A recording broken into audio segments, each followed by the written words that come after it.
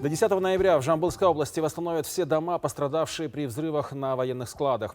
Уже отремонтировали больше 60 жилых домов.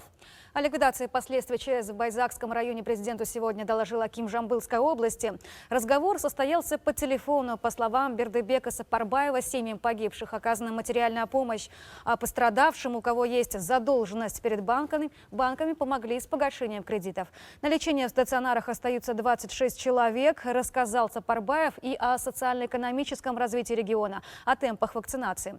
Резюмируя беседу, президент дал акиму области ряд конструктивных поручений.